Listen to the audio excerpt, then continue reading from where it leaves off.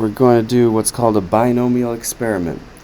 And it says a coin is going to be flipped 6 times. Record the number of heads that occur in the 6 flips with a single tally mark in the table below. We'll perform the experiment 20 times, and we want to use the website random.org/coins. And I'm going to do the experiment as well. It'd be good if you did your own, your own data, which may be different from my data. So I'll just demonstrate it first, and then you can try it as well. Alright, on the site random.org, we're going to flip 6 coins. I'll just make them pennies. And click flip. Alright, I got 5 heads out of that and 1 tails. So this table shows the number of successes that I might get, and a success is getting heads. I could get 0 heads, or 1, or 2, or 3, all the way up through 6. In this case, I got 5. So I want to put a tally mark there for 5. Now I want to do this 20 times to see how the results come out. So all I'm going to do is just click flip again, and I'll just keep tallying up the results. Oh wow, no heads that time. I'm just going to keep doing this 20 times.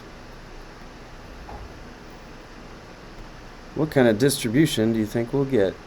Is all number of successes equally likely? Or are some of these more likely than others? That's what we're about to see evidence for. So there's my distribution of what happened empirically in the experiment. We want to find an empirical probability, so take all of these frequencies and divide by the number of 20. I want to do 2 over 20 for this first one. That's going to be 0.1.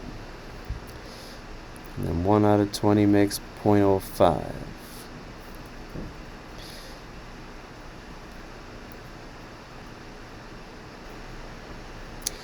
So there's our empirical results.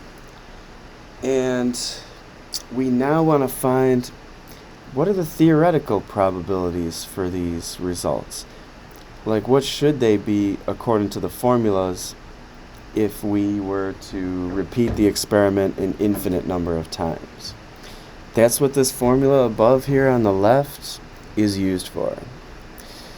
This will give us a probability of getting exactly a certain number of successes in our experiment. And it has the formula NCX, so that's a combination there, with P to the X times Q to the N minus X. So first of all, what is N, X, and P and Q in this situation? So let's write that on the side. N, P, Q, and X are all things that we need in order to do the formula NCX, P to the X, Q to the N minus X. Alright, so N is our number of trials, but even though we did the experiment 20 times, trials has a specific meaning here. It's going to be the number of times you flipped the penny in this particular case, each of the times that I clicked it online. So N is actually 6 here, because you have 6 chances of success, right? Because we're looking for how many heads did we get out of 6. P has the probability of 0.5. That's the chance of success.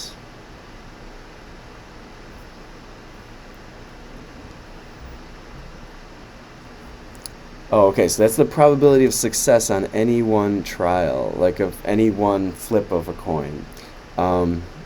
So in the tree for flipping of a coin, you got heads or tails. And heads is just one outcome. There are 2 outcomes possible. So the probability of getting heads on a single flip of a penny is 0.5, and that's what you have to use in the formula. Does that make sense? Yeah, okay, cool. Alright, so Q will be 1 minus P. That is how we find that. So that's going to be 1 minus 0.5, which is 0.5. And then X is your number of successes that you're looking for in the rows, in the different rows. So depending on what row we're doing the calculation for, we'll use a different X. So let's say I want to know what the theoretical probability is of getting no heads at all. In that case, you'd let X be 0.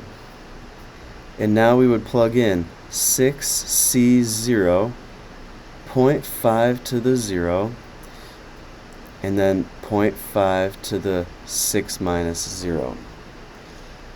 In this formula, we're finding the probability of getting 0 heads, so it's called P of 0.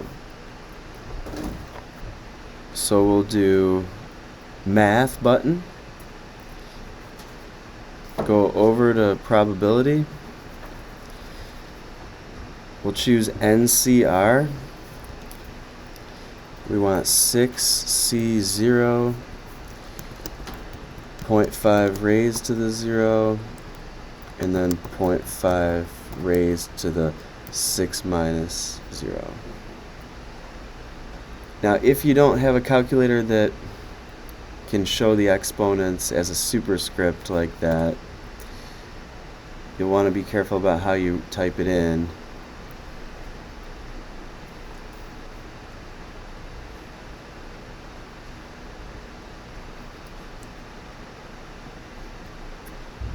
You'll want to type it in like this: 6C0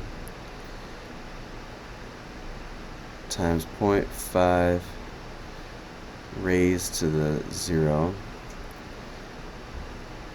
times 0.5 raised to the parentheses 6 minus 0. See, sometimes people don't put those parentheses in, and that messes up the calculation sometimes. So I get 0.015625.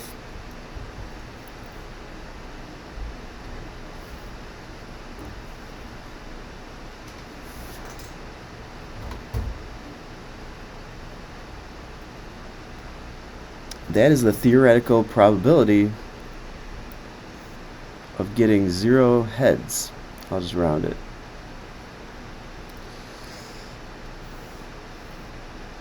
And we just want to go through and do that for each of these.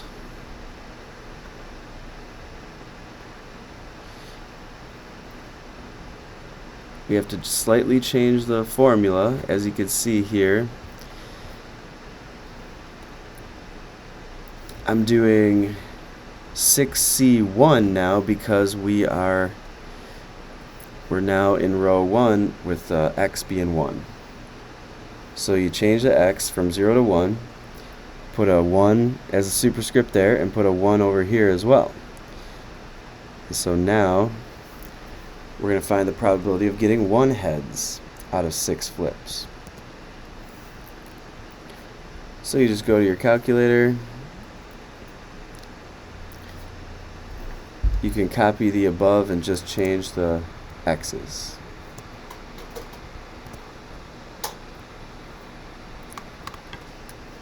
Okay, the next probability then is 0.09375.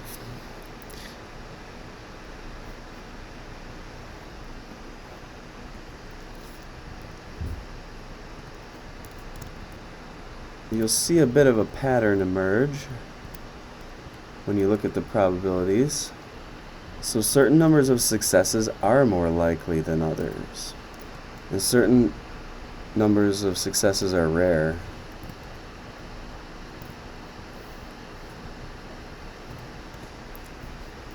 So we all know that if you flip a coin 6 times in a row, it would be unusual to get all heads or all tails. And that's what this shows. So what was the most likely number of successes of the whole bunch?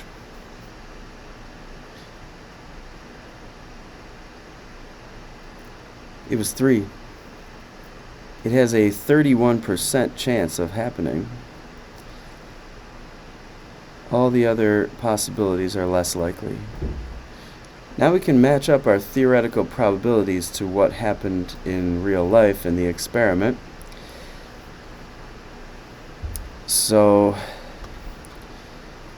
here we got a lot more zeros than expected.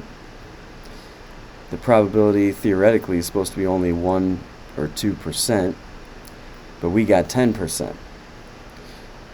We see here that the 0.05 was similar to the 0.09, but a little off.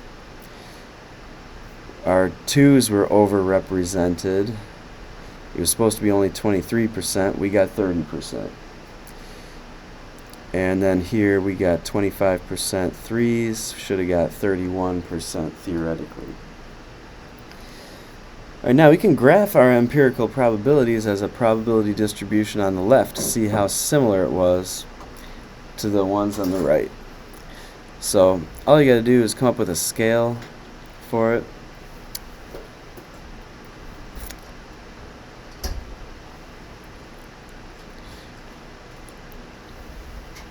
And then come up with bars that have the right heights. So my first one has a height of 0.1,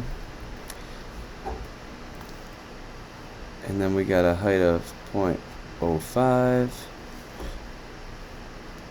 0.3 for that one,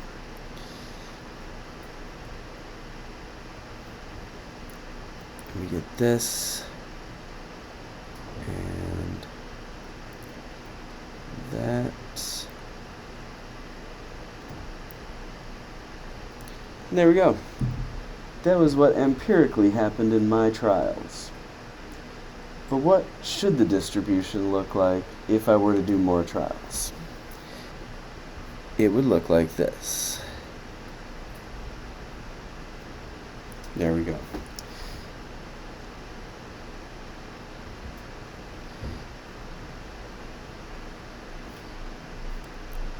This is empirical results for 20 repetitions of the experiment. And this is what we should get if we do an infinite number of repetitions.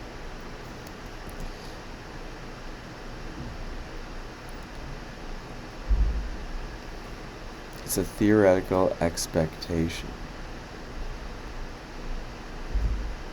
But keep in mind, this is for infinite repetitions. Now, as you can see, it looks like a bell curve a little bit. And as long as you have a large enough n times p, as long as that quantity is large enough, and also n times q has to be large enough.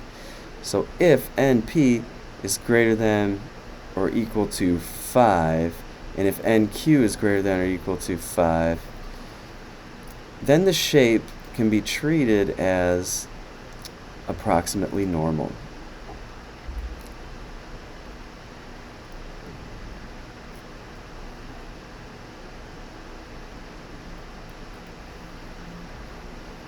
This is something that we'll use in the future. Now let's see if that is the case for our particular experiment right here. So we had an n of 6 and a p of 1/2. Is it greater than or equal to 5? It is not. np and nq are both not greater than 5. But you have to have that prerequisite in order to treat it as a bell curve. So it looks somewhat bell-shaped, but it turns out it's just not good enough yet. But we will do experiments where it could be good enough.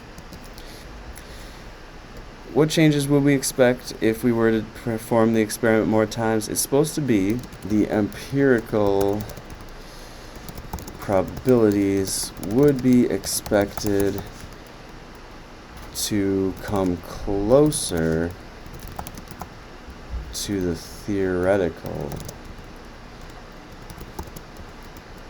probabilities. We want to be able to calculate an experimental mean, and we want to be able to calculate a theoretical mean.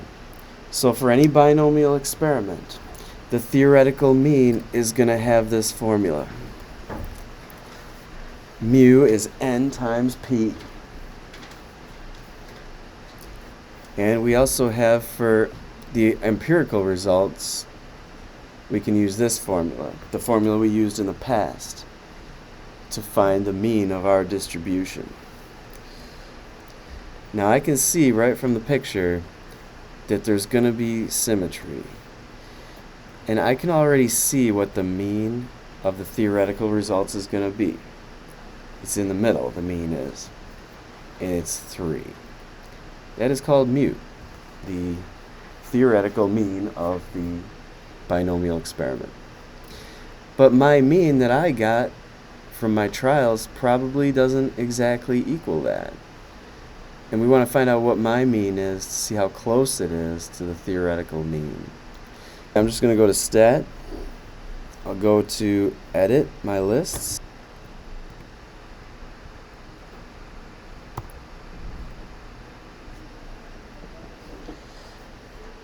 Okay, once you got them entered, go to Stat, go to Calc, one variable stats. My empirical mean was 2.7.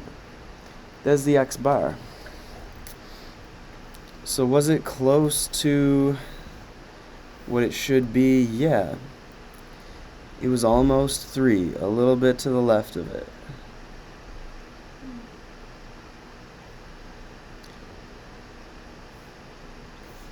So let's write that down. The experimental mean was 2.7. The theoretical mean should be n times p, which is 6 flips times the probability of success on a single flip being 1/2. So that's going to come out to 3. So look how close they were. Quite close. If I were to do the experiment more than 20 times, we expect that my experimental mean would come even closer to 3. But anyway, we want to calculate the experimental standard deviation. I've got that here right in the calculator already. It's going to be 1.382. Now, what should the actual standard deviation be for an infinite number of flips? It should be given by this formula right here. That the standard deviation of a binomial experiment will be the square root of NPQ.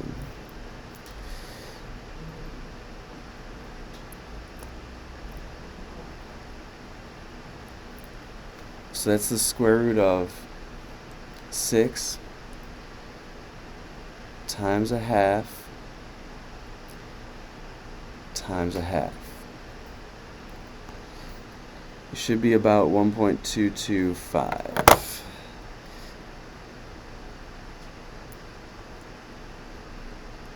Okay, so not bad. We're pretty close to that. What changes would we expect to occur if we were to perform the experiment more times? So the answer to that is that the empirical mean and empirical standard deviation would be expected to move closer to the theoretical mean and theoretical standard deviation. Now, do we have any guarantee that that's what will happen? Absolutely not. We can't guarantee that. But it should tend to. You should tend to do that.